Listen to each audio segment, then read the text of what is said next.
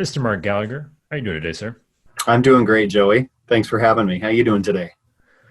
I'm doing all right. I'm doing all right. So, Mark, I gotta know. I'm not sure exactly where you're at in terms of how open things are in your area, but what are you looking forward to getting back to? Like, what's the thing? Like, this is the first thing I'm doing when I can get out and kind of get back to somewhat of my normal existence. On the personal side, I'd say enjoying some sporting events with our friends and family. Enjoying maybe going out to a restaurant and those type of things. But we've got some ball players in our family. We've got 16-year-old twins and a 10-year-old son, all actively involved in sporting events and swimming and baseball and lots of different things that they're involved in. So we're excited to get back to that. Seeing a lot of the friends and family that we enjoy being around. Yeah. So, high school baseball is that what we're dealing with? Yeah, so I'm in West Des Moines, Iowa. So the state of Iowa is actually the first state that is opening up high school baseball, high school softball, and they opened it up June 1st. So Ah, we'll look forward to participating in that. And our 10-year-old son plays quite a bit of baseball actually over the course of the summer. So looking forward to enjoying those games and experiencing that with them and creating memories. that's nice. I mean, I didn't think they would get summer baseball back in, but that's good to hear that some places are kind of getting things going. Yeah, it's gonna change how they do things. I don't think anybody's going to be hanging out in the dugout. For example, they're going to be spread out in chairs. The parents are going to be spread out in chairs across the outfield and along Yeah. the first and third base lines. So it'll be an interesting experience. But they can apparently get it done and do it in a safe manner and probably limit games and those type of things where it's they can still participate yet be cautious about it. Hey, anything to not miss the summer of baseball, that's for sure, in my opinion. But, Mark, what's going on in terms of transportation? What are you seeing? I mean, how is that reacting to everything? Things are getting back to normal a little bit, but, what are you seeing in terms of that activity and what should we be looking out for? To give you an overview of what was going on prior to COVID, and the industry was running along really well. Things were rolling, freight was up, and there was a lot of opportunities out in the economy for a lot of different varieties of transportation in the public auto segment and the business auto segment and the trucking segment. When COVID hit, it obviously affected a lot of industries across the world in a lot of different segments of the marketplace. And so you've got changes within each different segment, particularly in transportation. Truckers were hit on the auto parts hauling segment pretty substantially. The construction hauling standpoint that took a hit, and while others were doing well, from bottled water, food, necessities, those type of things. So you saw a transition of truckers that tried to adapt their abilities to haul what they were consistently hauling and used to hauling, and moving over into areas that created a kind of an oversaturation, quite frankly, of truckers in industries that drove freight rates down. So it took a hit just across a variety of different segments. And but what we're seeing now is people are getting back to work. People are still buying things, and they always have. They always have. You're starting to see changes across the country in terms of what's going on, the things that are needed. People spending a little bit more money on some things that weren't necessarily being purchased 2 months ago. So it's going to take some time, but I think that truckers are always going to be needed.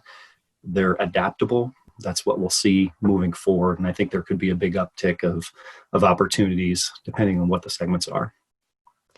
Yeah, I mean, so how does that look in terms of a coverage standpoint? I mean, are we just kind of going to pick back up where we left off? Is there any sort of adjustment or adaptation to what we're seeing now? How are the carriers responding in that regards?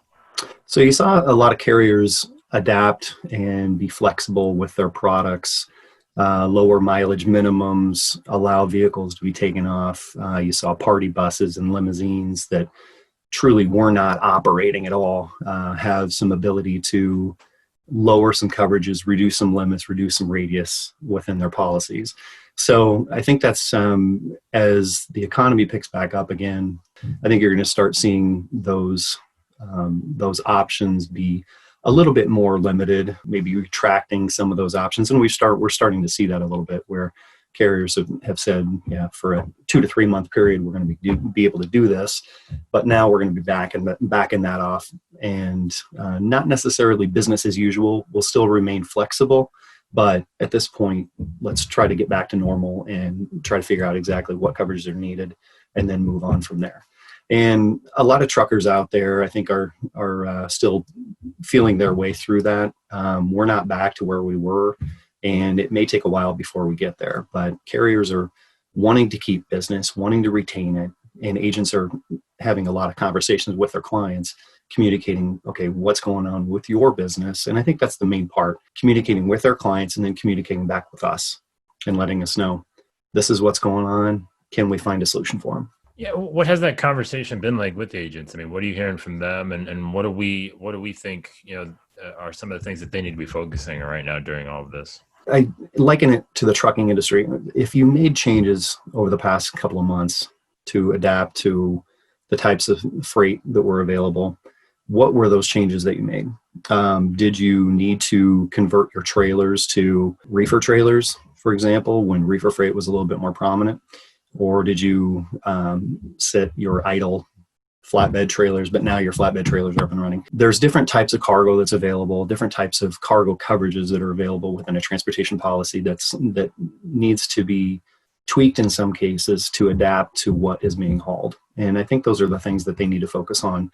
What changes were made? Do you have the proper coverage for those changes that you implemented? And then, contacting us, contacting their carrier partners to realize, okay, what coverages are needed, and do we need to change the policy back to the way it was, or do we need to have it adapt to what they're doing now? And in some cases, the policies remained fluid. There was no changes that were needed. Other cases, there was changes that needed to be adapted to, and those are considerations that need to be taken into account. From that agent's perspective, where do you think maybe the opportunity lies now in terms of like what trucking is available? Where should they be focusing the opportunities on? What really is something that is kind of going to be getting back up, and where should they be focusing most of their efforts, kind of looking for that next kind of policy?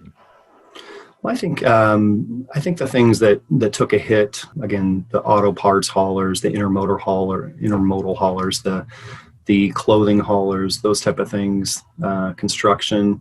It's going to take a little while to move out of this rut that we're in from an economic standpoint. People aren't going to spend as much as they did prior to COVID. They're not going to go out as much as they did prior to COVID. They're not going to purchase as many materials that aren't necessities at this point. I think they're going to be a little bit more cautious as we move forward. So I would say if they focus on continually focusing on keeping the lines of communication open with their existing clients, and then looking at new business opportunities that arise.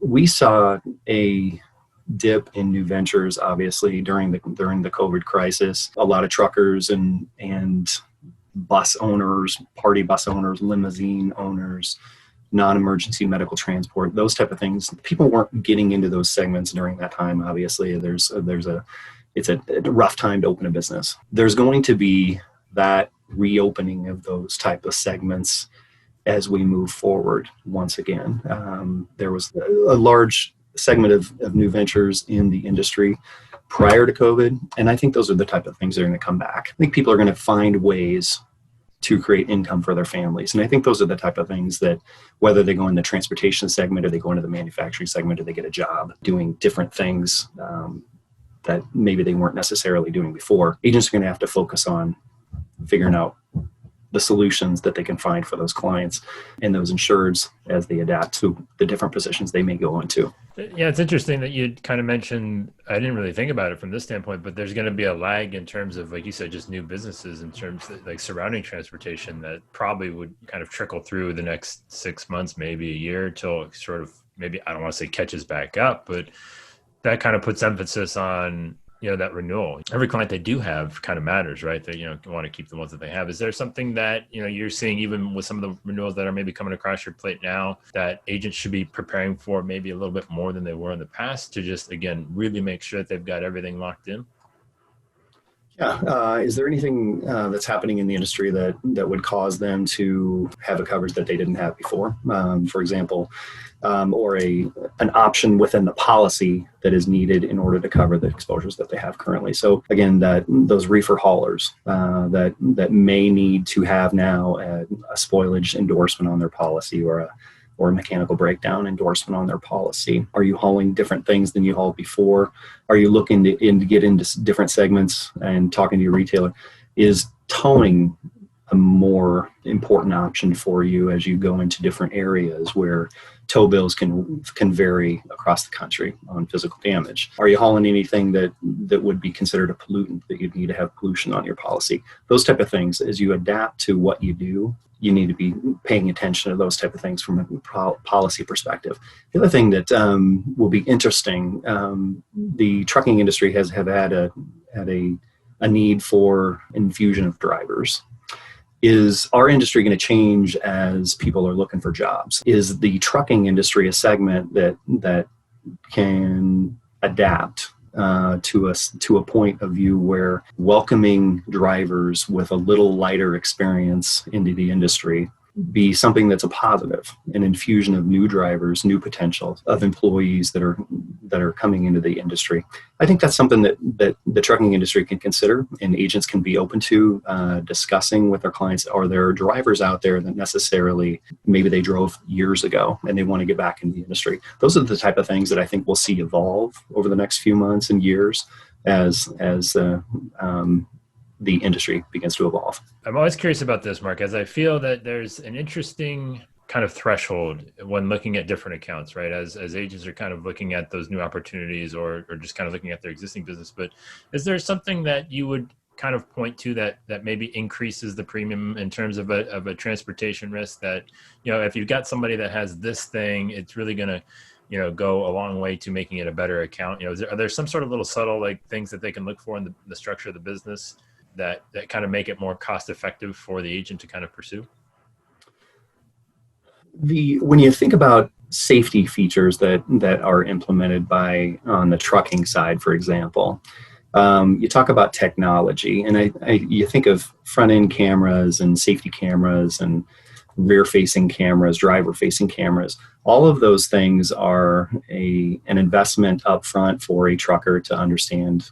Do the benefits of that outweigh the costs? And from our perspective, I think it does. You hear insurance carriers talk about the fact that a front facing camera, rear facing camera, driver facing camera can automatically, once a carrier has access to that information, they can really understand who's at fault in a claim. I mean, sometimes it's to the extreme benefit of the trucker to have that technology out there and seeing what happened in the loss and knowing that their driver is not at fault.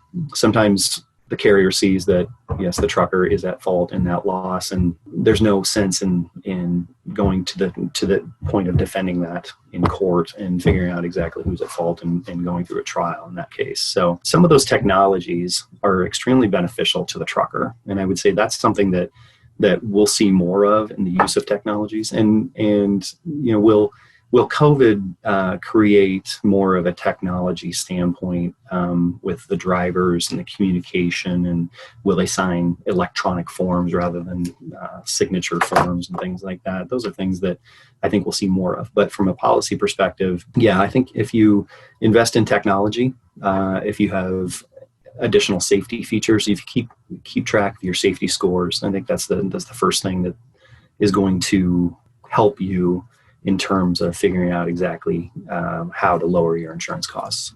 From a regional standpoint, are you seeing things in one area of the country that are maybe different than in others? Is there some sort of localized impact on this, or is it pretty standard across the board?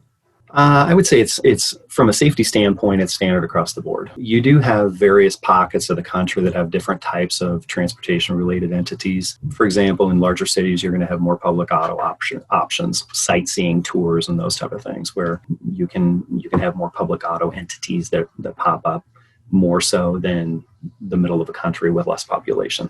You'll have more livestock haulers, more machinery haulers, and those type of things in the in the Midwest than you would have out east. You may have more construction out east and more oil field equipment haulers in different parts of the country. So I think every one of them faces the challenge of creating a safe operation, looking at the safety scores, looking at the coverage that they're provided. And when you get into a specific transportation policy, liability and physical damage, there are nuances to each one of those that you want to pay attention to. From a liability perspective, you want to pay attention to, does your policy provide the CA 9948 pollution endorsement or not? Does your physical damage have towing in excess of what's provided? But when you get into the cargo, that's the area that probably provides the best opportunity to discuss with your clients what's going on, what is needed. And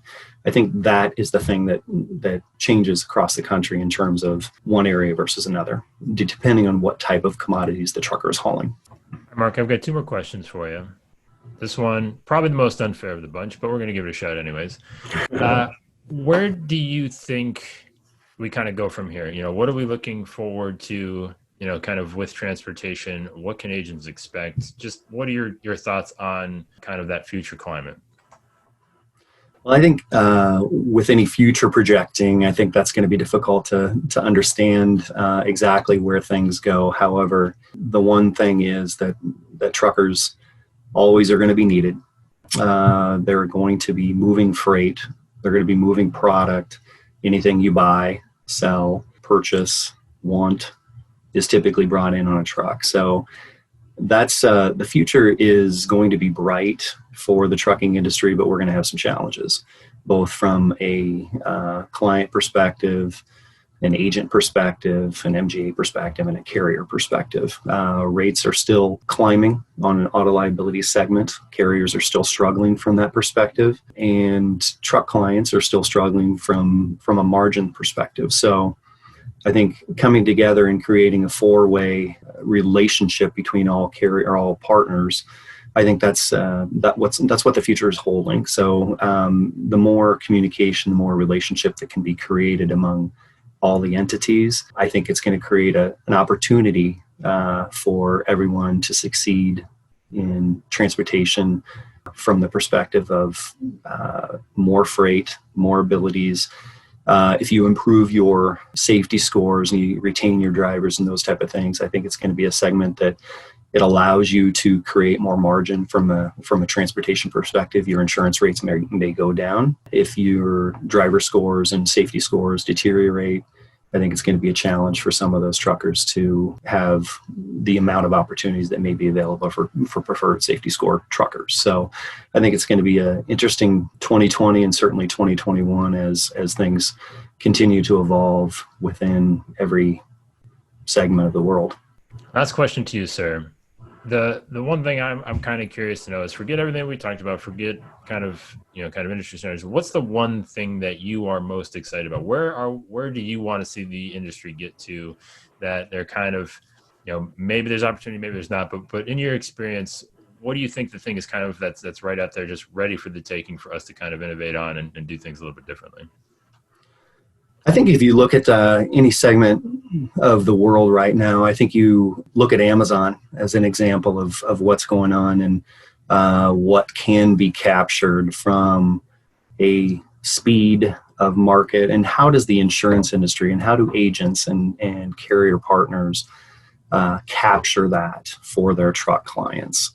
Providing a speed to the market and technology and ease of use of all of the products that we create and provide in the transportation industry. How do we get that to the truck line? How do we get that to the public auto partner of ours that we want to provide those products to? I think those are the things that are continually changing in our industry and are really exciting about what will happen. What will we be able to create together as a transportation segment that can make the product, the user, the truck line, the driver, make it easier for them to do their job. And I think that's the most exciting segment that we can capture moving forward. And I think that's where we'll see a lot of changes. Mark, well, this was a pleasure. I appreciate you taking the time, sir. Thank you, Joey. I appreciate you having me today.